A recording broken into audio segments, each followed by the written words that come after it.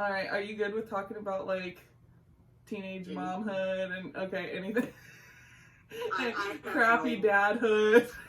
Okay. You know, I learned a long time ago that it was not to have, like, the more you make it a secret, the more people are like, oh, do you know? Exactly. Like if you just talk about it, then no one's going to care. It's cool. I'll never forget, there was somebody at a work event who was like, how old is your kid? And her husband, I worked with the husband. And she's like, so you were, and I was like, a lot younger than you. And his face is just turning bright red.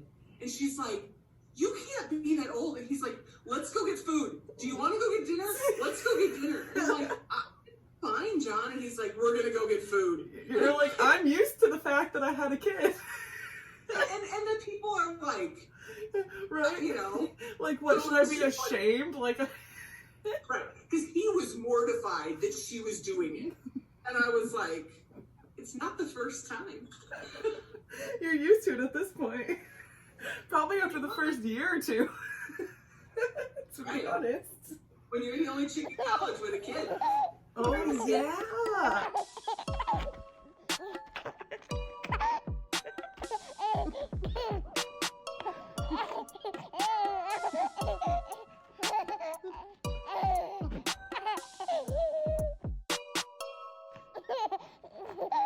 Yeah, okay.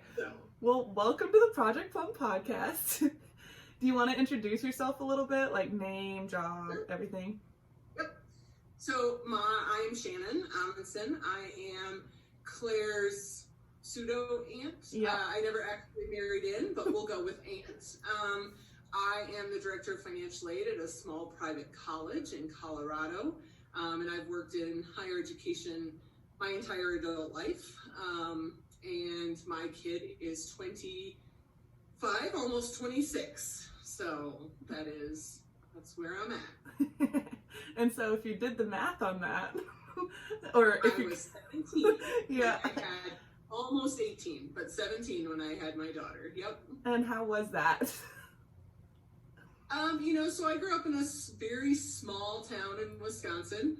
I graduated with 27 people, so you can imagine everybody knew everybody in my town. So I think probably that was the hardest part for me, was just, small towns, people don't talk about things, people don't, there's a lot of people who have opinions and want to share them with you and tell you all the things you are doing wrong. And so there was a lot of time when I was pregnant that I spent fighting my school, fighting my, just the situation as it was, and what people expected from me. And so I would say that I don't know anything else, right? Like she's the only kid I have. So I didn't have one when I was 30.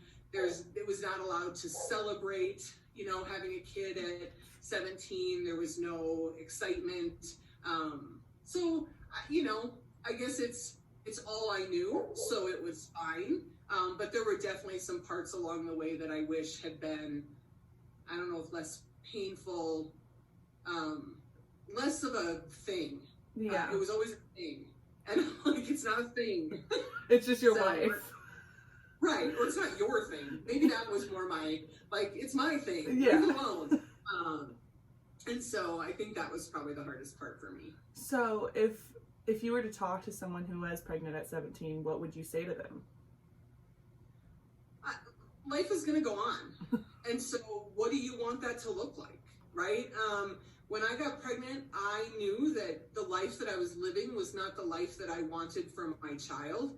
And so every decision at that point became about, what did I want? Not what did I know, not what did I already understand, but more about what I wanted.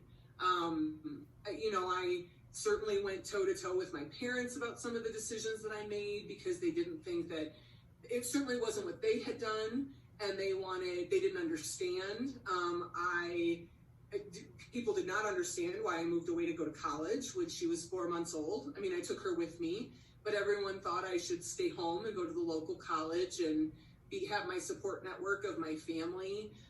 So I think for me it was, what did I want life to look like? And I knew it wasn't what it had looked like. And so I think anyone who finds themselves in a similar situation is, what do you want it to look like? And then make those decisions. Don't let life lead you. Life doesn't lead any of us, right? We choose it. And that was always my goal, was to choose whatever that was going to look like for both of us. And your baby daddy is unfortunately my uncle. But at the time, did he want to be a father as well? Did he say he was going to step in, and then did he kind of step away, or did he just kind of step away from the beginning? So he and I had been together over a year when I found out I was pregnant, and he, looking back, right? So I'm always pretty transparent that I contributed to our incredibly craptastic relationship in all its glory. Because most 16-year-old or 17-year-old relationships are craptastic, though. Just right. So. Yes.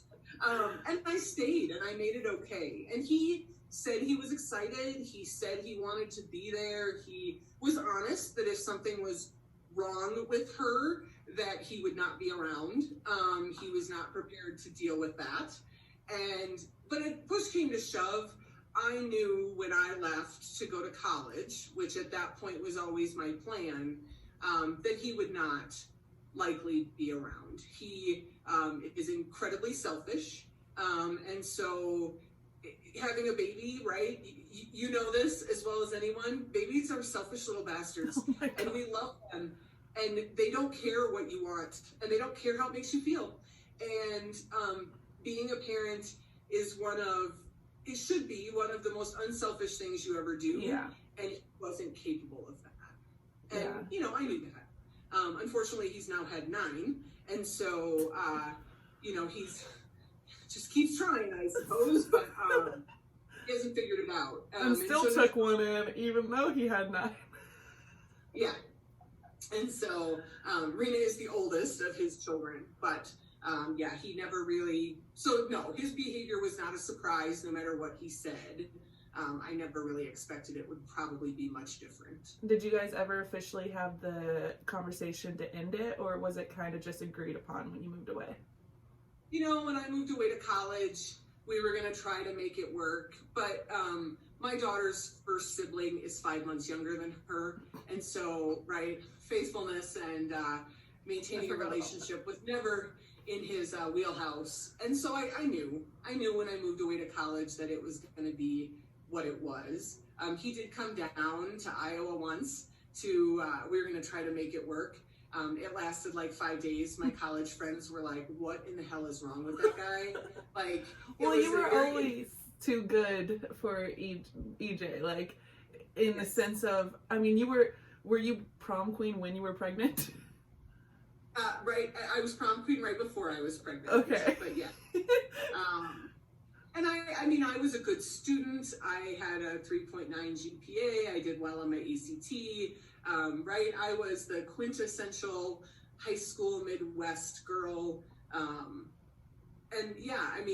And he's who I got wrapped up with. So how did you manage college and having a baby and being away from your family? For me, doing I have some control issues that only got worse when I had a kid. So being actually away from my family and being in charge of all the things was probably better for me. I learned to manage all of those pieces. My life was very scheduled. There was not a lot of free time, and there certainly wasn't any free money. But I got up in the morning with her, showered, took her to daycare, went to class, went to work, went and picked her up, studied, made dinner, fell asleep many nights with a book on my face, trying to finish that last reading or whatever it was. And so, but I have to say, I could never have gotten through it. I built a network at my college pretty quickly. There was a fraternity that I became very close to, who was very close to Rena, and so my daughter. And so, like, if I had a paper due and I needed to get to the lab, because that was before everyone had computers, right? So, like, I'm old. So you had to go to the computer lab. One of the guys would take her and have her in their dorm room and play with her so that I could work on my paper. And so I was never without a support network. It just changed. And college kids love babies they can return. Like, they adore them because they get to drop them back off. And so they were great.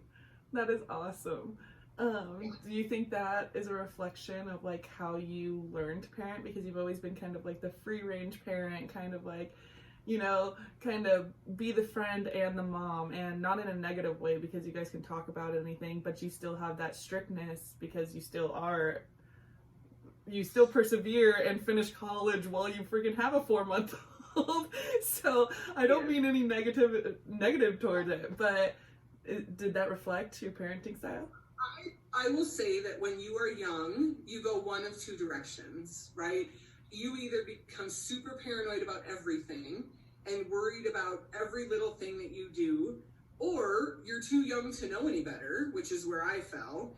And I never assumed anything bad would happen, right? And so like there's some level of ignorance that had I had a child at 30 or 35, I don't think I would have had. And I think it worked out great for her. You know, she could walk to her friend's house at 6.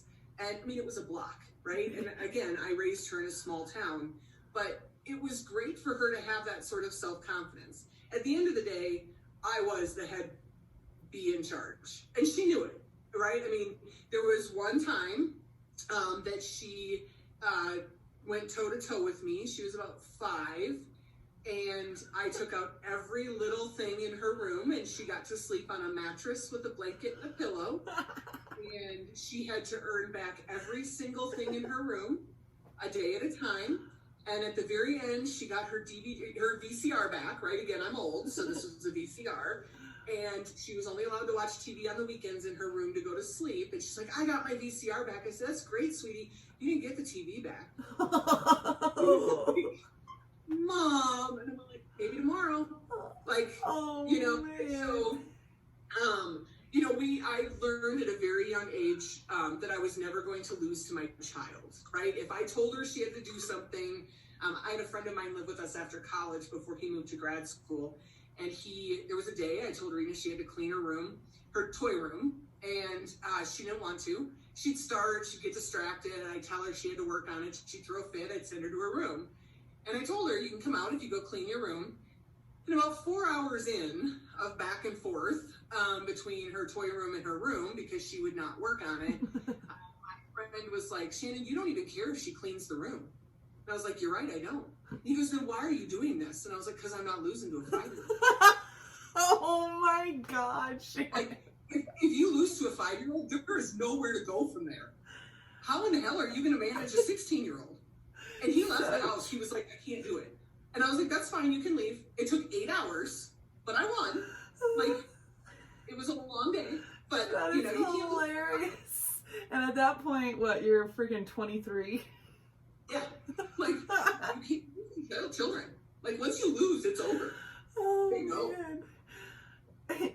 So how did you mainly always raise, aside from the community that you built yourself, her by yourself then? Because I don't personally know any dating partners that you had when she was younger. So did she cause that you didn't date, or did you just personally take that on yourself? So I dated somebody in college for a while, but it's college, right? He was going to leave. He was older than me, and so he wasn't staying. And when I graduated from college, I knew I didn't want to leave the town that I lived in. She had started preschool. She had friends there. It was a small town with a really good school. And so I knew that I wasn't going to leave. And so we stayed, and I built a support network, which was an interesting experience, but because everybody in my little town was married. When Rena started kindergarten, she was the only person who didn't have married parents. That is so odd. And so, yeah, it was a very different time. And yeah. I mean, I had a mom who walked up to me at one point and was like, oh, are you here to pick up your sister? And I said, nope, the blonde's mine. And she walked away with her head down. Oh, now, years later, she talked to me and was like, I was so humiliated, I didn't know how to back out of it. And I was like, I wasn't mad. And she's like, I didn't know how to back out, though. Like, at that point, I'm just a jerk. And I was that is hilarious. You know, so, but again, everybody there was very traditional. It was a traditional sort of environment, very college educated, older parents. So I didn't really date at all. Reno was my whole priority, for better or worse. And I could tell you all of the reasons why maybe that's not a perfect thing. But I decided that I was it for her, right? And I had great friends. There was a weekend I got caught out of town. Rena was probably 12. And she had to be picked up. And I wasn't in town to pick her up. And I called a couple of the guys. So keep in mind, if Rena was 12, these guys were probably 21. And they were college students, but they were in the fraternity that I had stayed close to. And I was like, can you go pick her up? And they were like, yeah, we can go get her. It's fine. And so they went down, they picked her up. And it was hilarious. You have to meet my daughter to understand, but she's a little non-traditional, right? So like, she's been allowed to swear since she was a very small child. Things like that, right? So she doesn't always fit, but she knows how to behave. Yeah, she doesn't swear all the time either, make that clear. Right. Like, she's very professional. Right. She's a teacher. Yeah. Right. And so they went down to pick her up, and they walked in, and they were like, you know, we're here to pick up Sabrina. And she was like, and the woman in charge had never met these two guys, right? They're 21 years old. And she's like, Sabrina, do you know them? And she's like, yeah. Like, Bama, what are you here for? And he's like, my name is Adam. And she's like, your name is Bama. And he's like, Sabrina, my name is Adam. Like, call me that, but my name is actually Adam. And she's like, okay. And the woman's like, do you feel comfortable leaving with him? And Rena's like, it's fine. If Mom called him, it's fine. So she walks out, and Adam said she was so polite and so well behaved that they were a little concerned. And they walked outside, and she turned around as soon as she heard the door shut, and she went, the fuck are you two doing here? And then they were okay, because they knew they had to, because they were really concerned before then. My God, Rita. She's just a little, right? But I never missed a volleyball game. I never missed a play. I never missed, and that was my priority. So you're right. I just never, dating was not my focus. I always swore that every decision I made would be based around her, because I chose to have her and she didn't choose to be born.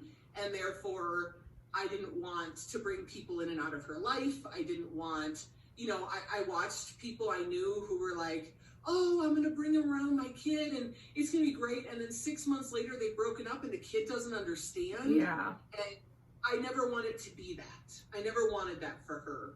She has some really great male relationships and great male role models that are never going to leave her because it wasn't romantic, right? I mean, she could still call my friend Adam today and he could be to her house in 10 hours and he would.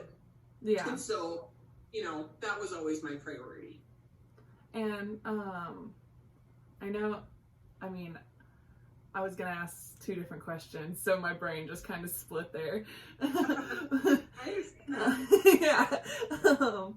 But for one, I know you said like it was a small community and you were the only person who wasn't married. So how did you navigate being judged, or if you were, I don't know if you were, but by the other parents? You know, I will say that I tackled my single parenthood or my difference head on.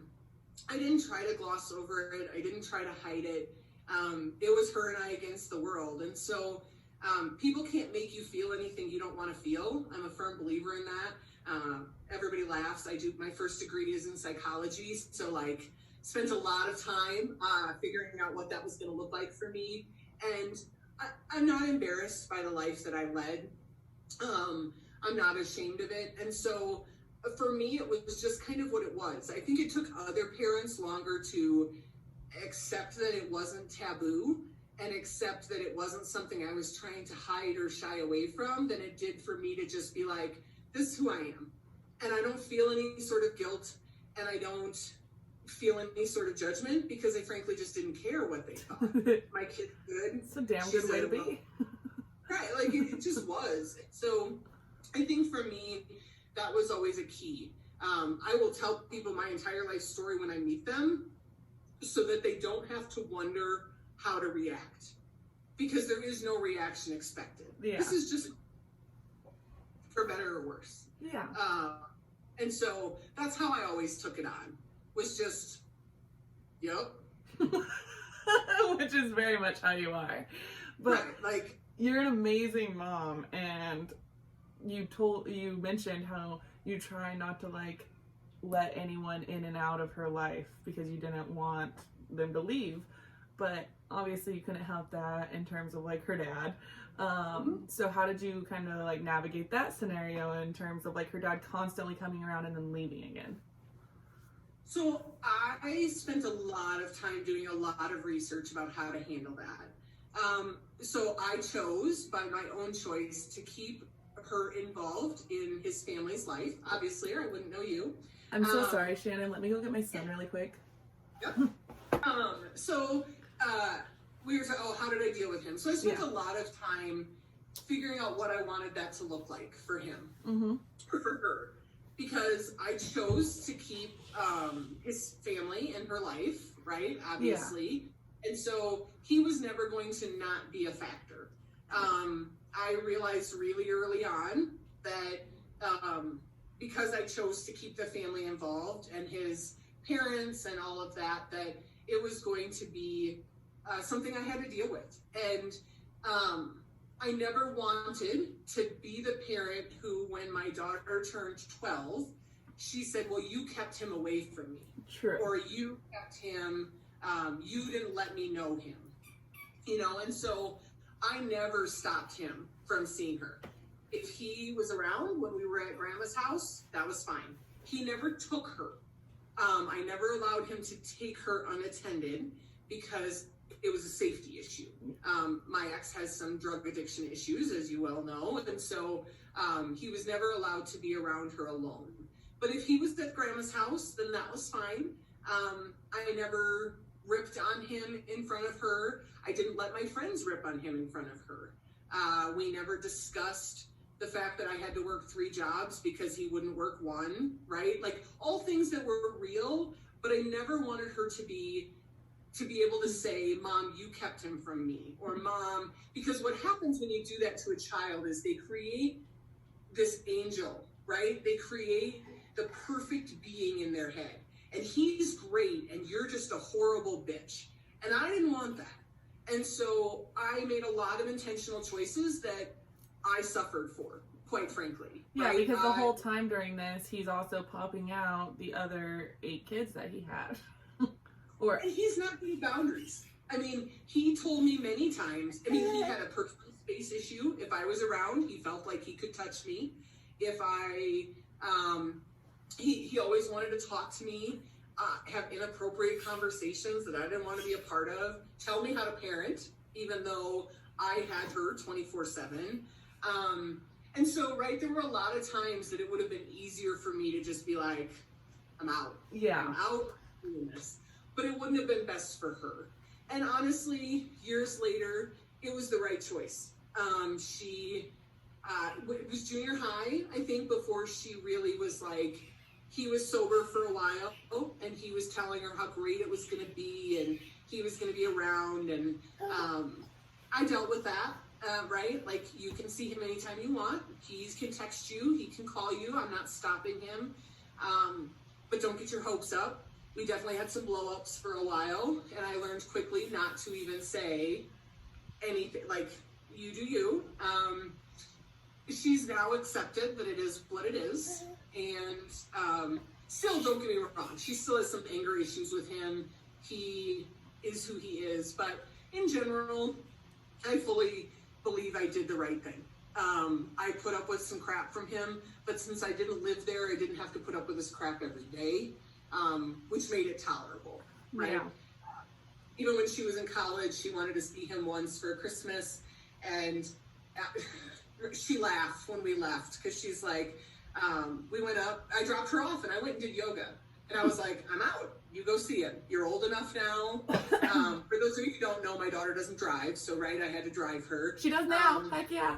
She's getting her license this Friday. And so I had a driver, so I went to yoga. And she called when I got out and was like, Grandma, if you're coming up to say hi.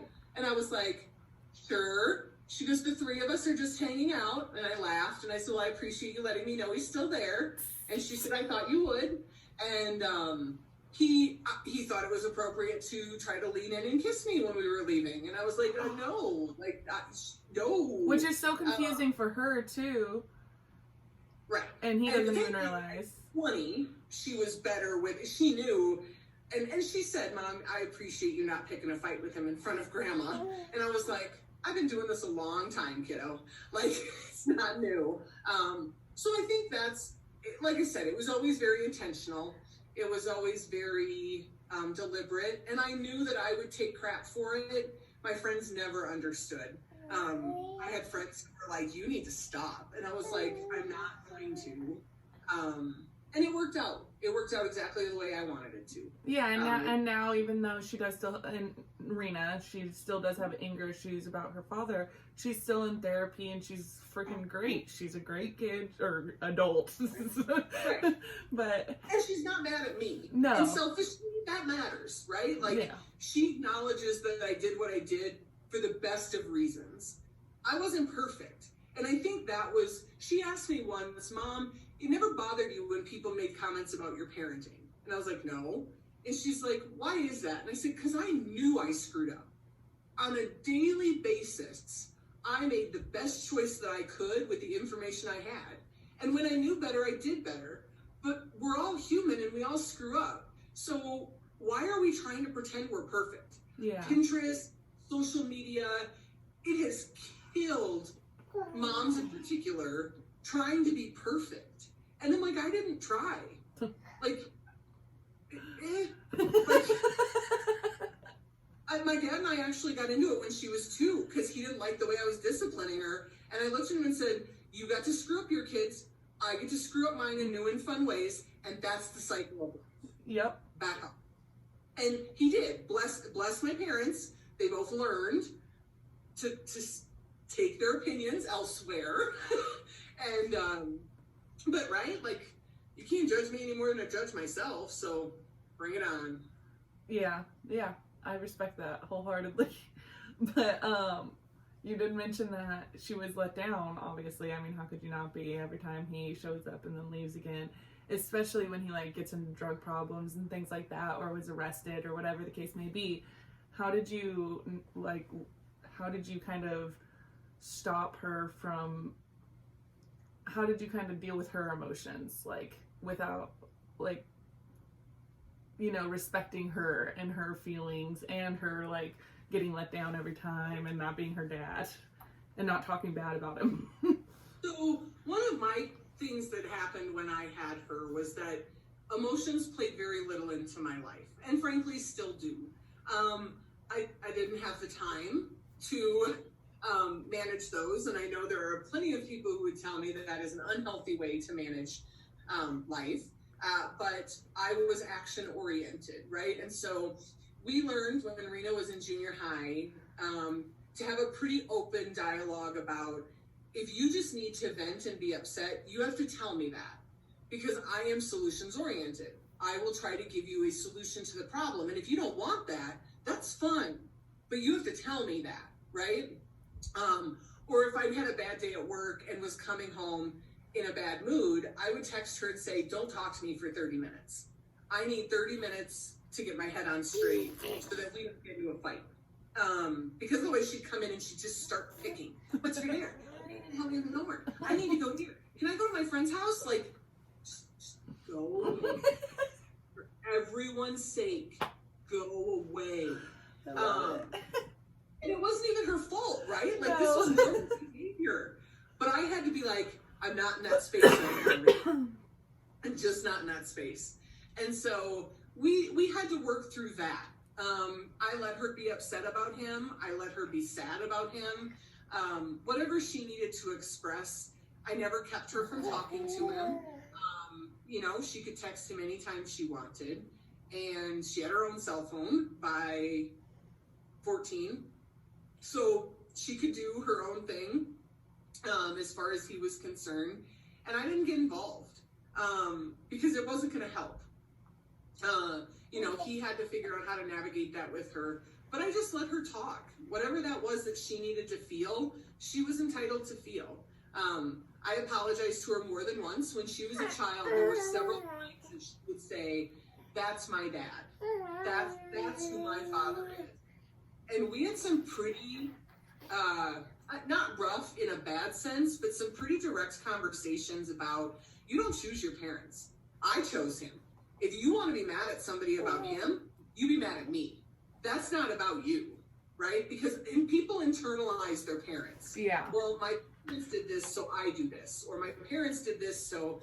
And I was like, that's not on you, kid. That's on me. And I live with that. And so you don't get to internalize that guilt. That's not your guilt. It's not your feeling to have. And if you have that, then we need to talk about why you feel that way. Because that shit's on me. And it was a very different mentality than not calling it out, right? We just called it out. He's upsetting. It's embarrassing. She didn't want him to be, he came down to a couple of things when she was a child and then never again.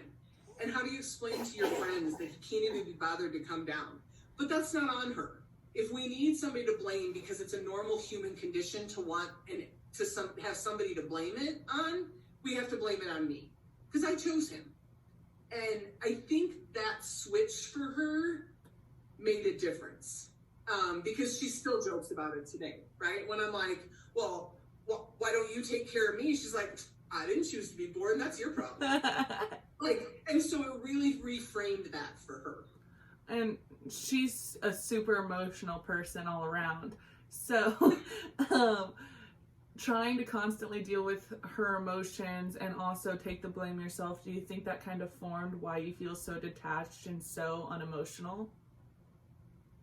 I think being detached is the only way I could function at 17 when I was trying to figure out a job, college, how I'm going to raise this kid, how I'm going to, all of the things that I had going on. Everybody wanted to talk about how I felt, right? This guidance counselor, school nurse. Everybody wanted to talk about how I felt. And somebody said to me once, I think it was the guidance counselor, said, it's okay to cry. And I said, will that make me less pregnant? Oh my God. And she looked at me and I was like, I don't think it works that way. But if you think it'll do something, we can explore that. And she was just like stunned silent, which was kind of the goal. But also, for me, what was I going to do, right? I had to feed her. I had to have diapers, right? I had to have, these are things I need to accomplish. And so feeling some sort of way about it wasn't helpful for me. True. And so I think that just kind of became my reaction. This is how I interface with the world. Is it useful? Is it accomplishing a goal? It's probably not worth my time. But also leaving space, because you're right, my daughter is everything I am not in the emotion field. And so leaving space for her to feel that and event that or experience that however she needed to do that. I definitely respect that. I think that's a perfect way to deal with that. Right. And you just got your PhD? I got my MBA. So I okay. not yet have my boyfriend jokes with me now that that will be next. It is not on my current to-do list, but I will never rule it out. Who knows? Do you think you still hold such an importance on education? And you are in the education field because you're trying to move your daughter towards that route, or is that just kind of... For me, so I worked at Hardee's when I was in high school and got pregnant, and I grew up on a farm, and there is all respect to people who farm. There is no harder physical job in the world than farming, getting out in the cold. I'm from Wisconsin, it's cold. Right? Trying to keep those animals alive. There is no harder job. So all respect to them, but I didn't want to do it for the rest of my life. I'm not farm material. I'm capable. I'm not willing. And so I knew that college was the only way for me to change that. if I didn't want to do that for the rest of my life. And so college for me was a way to support my child. I also, when I was pregnant, I was going to give her up for adoption. That was something I just, explored and considered. And because I didn't want to be one of those women who turned 30 and said, well, now my kid can stay home alone. Now it's my time, right? Like, yeah, it wasn't her fault. She didn't choose it. And so I didn't want to have that. So for me, college was a way to offer her something different, offer a life that I couldn't offer if we stayed there. So college became that for me. I will say the second degree when she was in junior high, the third degree now, is more because I really suck at sitting still. I've never lived alone until my daughter went to college, right? I moved out of my parents' house with a baby. I had never lived alone until I was 36 years old. I don't know how to do alone very well. And so I feel it. So would you consider like the education like a form of like self-care? Yeah, it engages me. I can't do boredom. I don't know how to do it. Then I like clean my house to like an OCD level, and that's what I do. Yeah. And it's just for me, like, and I love to learn. I've always been a good student. Like I said, I would be in school forever if it was free. My degrees have all had a point. They've all had a need for that next step. So for me, they were all very intentional. A PhD, if I were to get one, would be in the psychology of poverty and how to break this cycle, because much of the way that our brains work is based on the sort of poverty mindset we had when we were children, whether that was rich, poor, or middle class, and how that plays out and how you change that thinking so that you don't become part of whatever that cycle is. Yeah, okay. But that doesn't serve my career, so right now it's not a priority. Do you think that you throw yourself into like things like that now because you didn't get to experience like self-care a lot as a like growing up as an adult? I was gonna say as a child, but when Rena was little, my freshman year in college, I went out twice. My friends came over a lot, and so like bless the people that are still my friends. We still have a girls' weekend every other summer. And it was funny, the last one we had, Rena was buying her house, and so I was taking all these calls from her, and I was like, I am so sorry, guys, that I am ignoring you, and I should be paying attention to, like, the weekend. And they're like, Shannon, we've never known you not to be a mom. Like, this is all we know. So true. So it's not different for us. And I was like, that's fair. I had great friends. But self-care is not something that I ever excelled at. My life revolved around her a lot, and that was kind of the way I set it up. So, like, no, not blaming her, it was the way I set it up. Yeah. And so, you had to do education, so turning education into a form of self-care was kind of just like the best way to handle things. Right. It allowed you to enjoy it. Right. And frankly, now trying to figure out what those hobbies are, like I just finished the MBA a week ago, and like I read 2 books for pleasure this week. That's awesome. A long time. Like I love to read, but like so those are also things that I'm right? I mean, oh really? I'm 43 and I have no idea what being an adult looks like. That doesn't involve work or school or parenting. Things. Yeah. Yep. Well, I think we covered everything I wanted to cover, but if there's anything else you wanted to talk about or mention, then you're more than welcome to. I think I would just say for anyone who's paying attention or listening that guilt is not something that it's a much newer phenomenon. Mom shaming in social media, Pinterest, lack of feeling like you're good enough has only gotten worse. And I want moms to know that like the store-bought cookies are okay, and signing up to bring paper plates is a totally acceptable way to contribute. There were a lot of stay-at-home moms in our small town, and I did not volunteer for any of those things. But I ran the concession stand for the football team, and so I didn't miss a single volleyball game. It's okay to not be the Pinterest mom. Yeah. And I think that's been lost. 100%. And so we have a lot more guilt that's just killing us. And you just got to learn to let it go. Take the store-bought plates. I promise my kid never noticed. Never cared. She got to take in something and contribute to the class. That's all she cared about. And now she talks about how you're the best mom in the world, and that's right. all that matters.